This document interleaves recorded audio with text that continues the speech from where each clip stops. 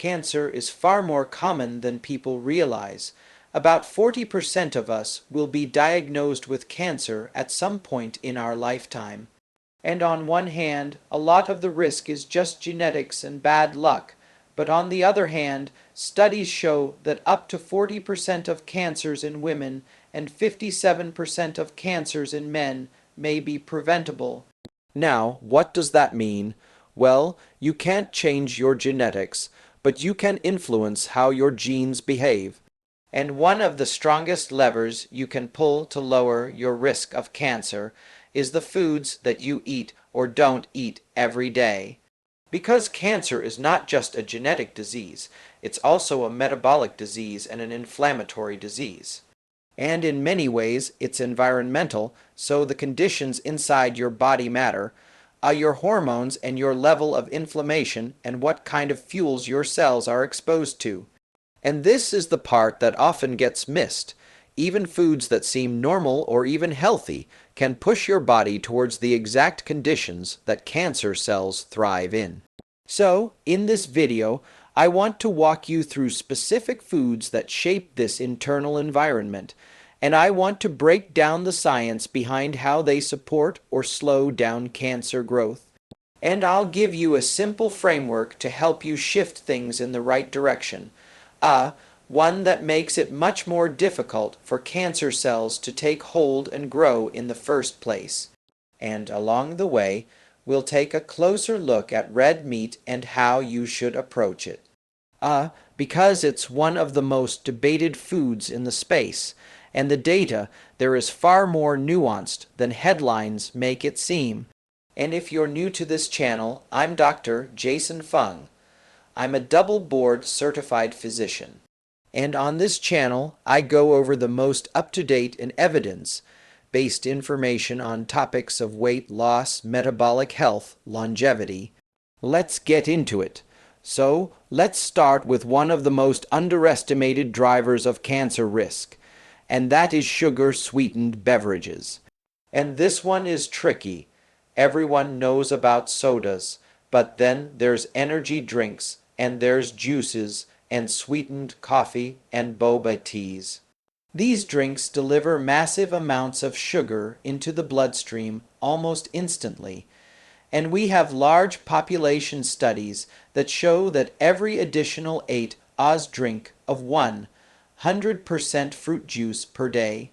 So just one small glass is associated with a 17% increase in breast cancer risk, and a 10% increase in colorectal cancer risk, and a whopping 30% increased risk in the cancers of the biliary tract.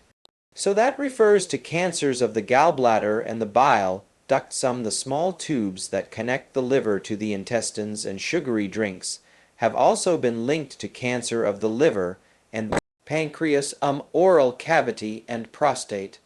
Now, these studies show associations, so not proof of causation.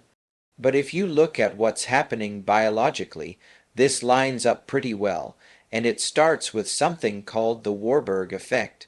So, most healthy cells generate energy very efficiently. They use oxygen to slowly extract large amounts of energy from nutrients. But cancerous cells often behave very differently. Many of them switch to a faster metabolic pathway where they just burn through glucose extremely rapidly even when there's oxygen available, and this process is called aerobic glycolysis. So think of it like an engine stuck at a full throttle. Cancer cells are constantly demanding fuel so they can divide and grow, and their preferred fuel is glucose. And there's another layer to this. When we consume large amounts of sugar, our body releases hormones like insulin and IGF-1. So these hormones regulate blood sugar, but they act as growth signals. They tell cells to grow and divide and store energy.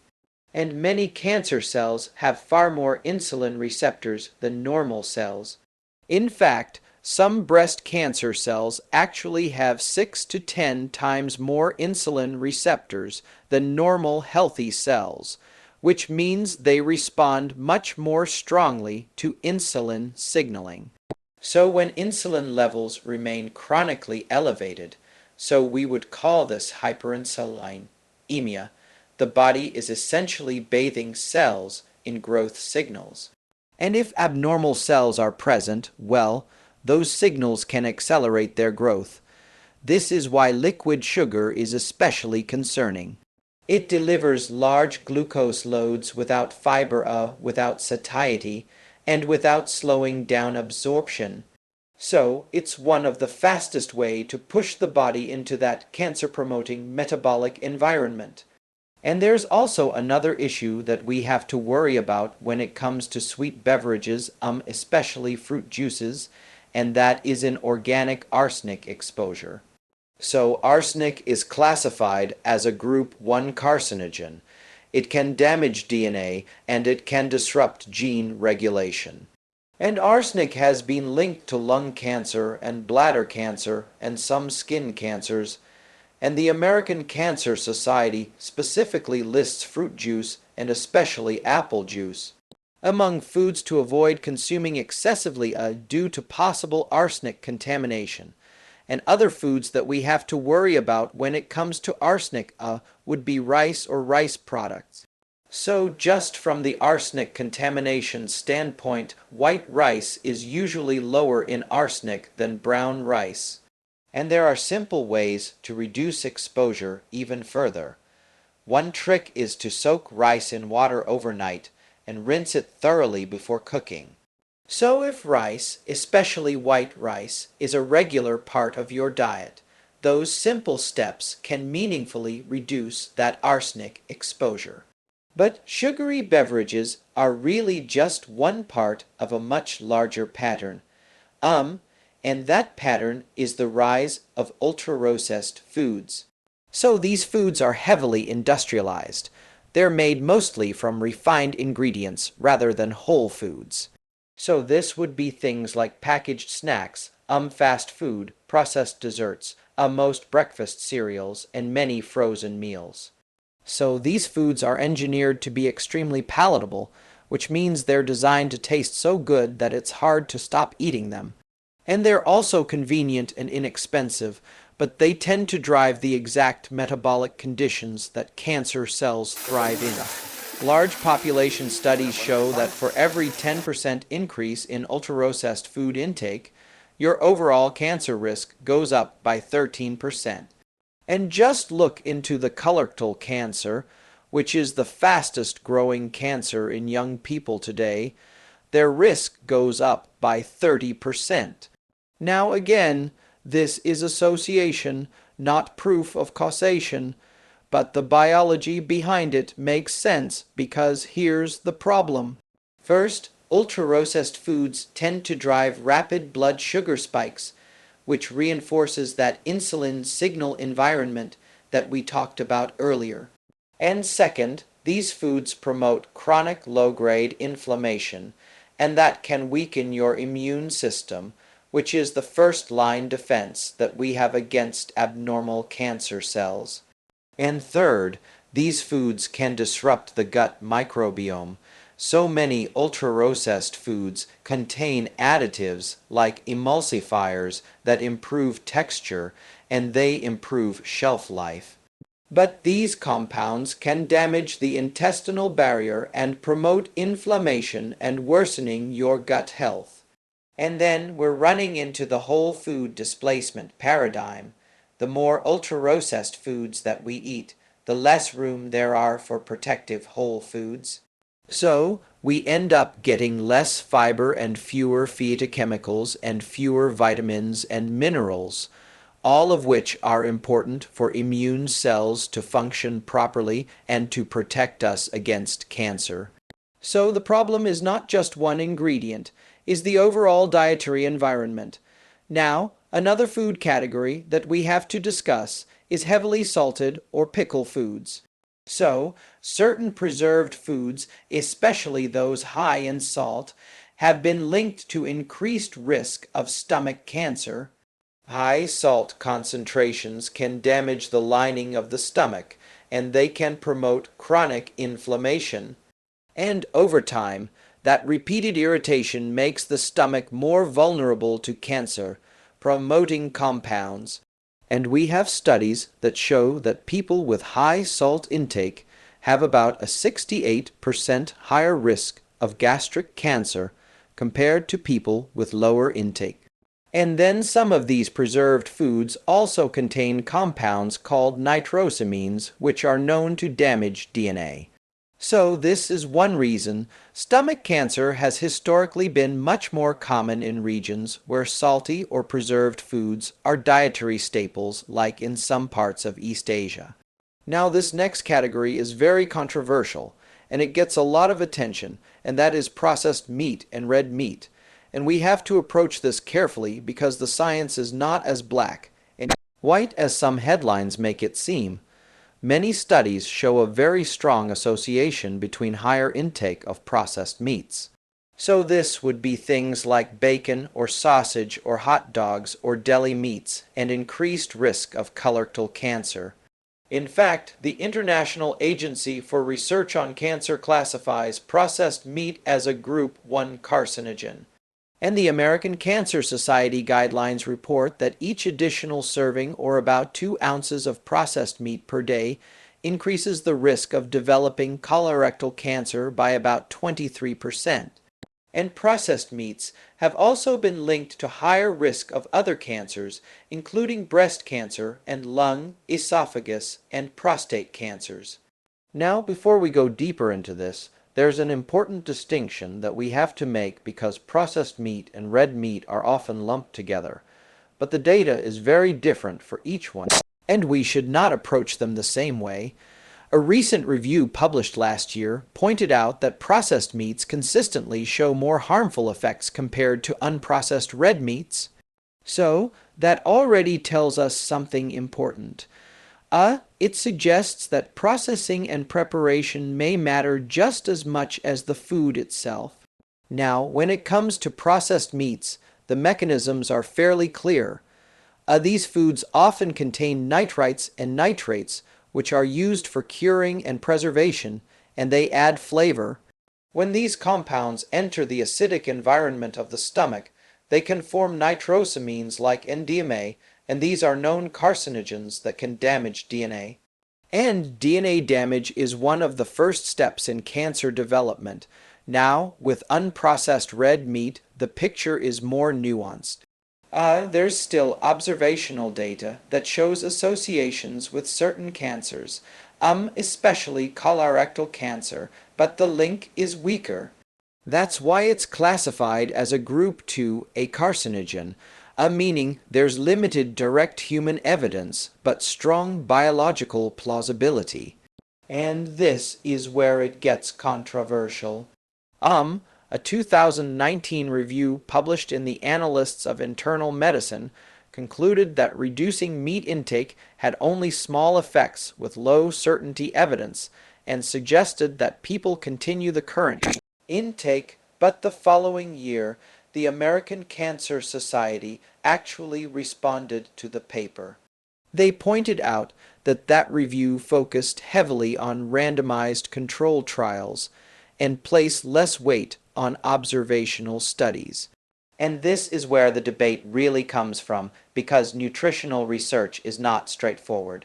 So, real quick, broadly, there are 2 main types of studies. There's randomized control trials, and then there's observational studies. With randomized control trials, you control what people eat and isolate just one variable, and that gives you stronger cause and effect data. But for cancer, this is very hard to do because cancer takes years, maybe even decades to develop. So, you would need to control people's diets for 10, 20, even 30 years with perfect adherence. And realistically, that's just not possible. So, this is where observational studies come in. They follow large groups of people over long periods of time, sometimes hundreds of thousands of people for decades, and then they look at patterns. For example, people who eat more red meat have higher rates of colorectal cancer. So, The strength here is the scale and time, but the limitation is you can't control everything.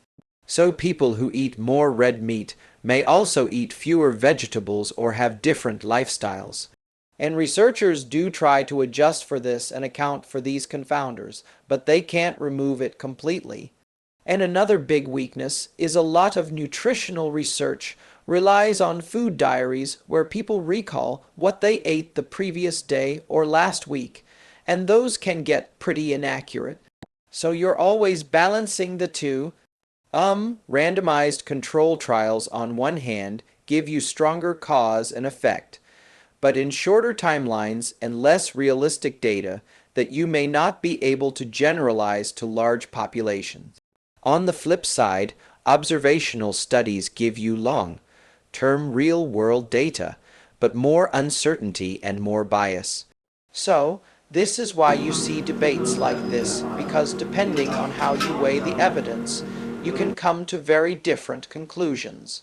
And with something as nuanced as cancer, we have to look at both types of studies and make the best prediction based on the totality of the available evidence. Is there a link between unprocessed red meat and cancer? Absolutely. But the way I see it, it's not just about the meat itself. It's also about what's missing from the diet, because if you eat more of one thing, you often eat less of something else. And in many cases, that something else is fiber. And fiber is one of the strongest protective factors against colon cancer that we see across many studies because fiber provides so many protective things at once. It regulates blood sugar and it feeds the beneficial gut bacteria, and those bacteria produce compounds like butyrate, which then reduce inflammation and support colon health. And there was an interesting study that highlights this.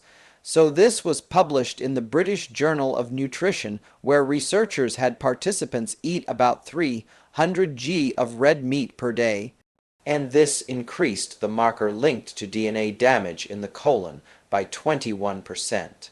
But when they added 40 g of resistant starch, which is a type of fiber to the red meat, that increase in DNA damage markers completely disappeared. It just went back to baseline, and in the study they used a resistant starch powder, but you can get it from whole foods like potatoes and legumes and green bananas.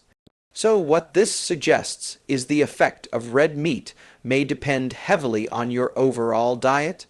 If red meat is displacing fiber-rich foods, well, that creates one type of environment, an environment that may increase your risk of colorectal cancer or other cancers. But if red meat is combined with enough fiber or resistant starch, well, that environment can look very different. So my main takeaway is to have a nuanced approach and avoid extremes either way. If you're eating red meat every day, probably not a good idea. But red meat 1 or 2 times a week, I don't think there's enough evidence to say that will increase your risk of cancer, especially if you pair it with fiber-rich foods. Now, there is one more layer that often gets overlooked, and that is how the meat is cooked.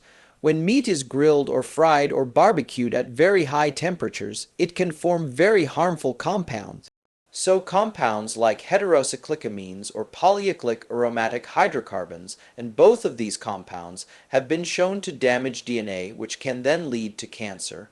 So again, it's not just about what you eat, it's also how you prepare it. So you can reduce this by cooking your meat before grilling to limit that time over high heat. And then you can use marinades with herbs and garlic and onions or vinegar, which has been shown to help limit the formation of these compounds, and it helps to avoid sugary marinades because those burn very quickly and increase the risk of charring. And another thing that can help is choosing leaner cuts of meat. Less fat means less dripping and less smoke and fewer of those harmful compounds getting back onto the meat. All right, I hope this is helpful. Stay healthy, and I'll see you in the next one.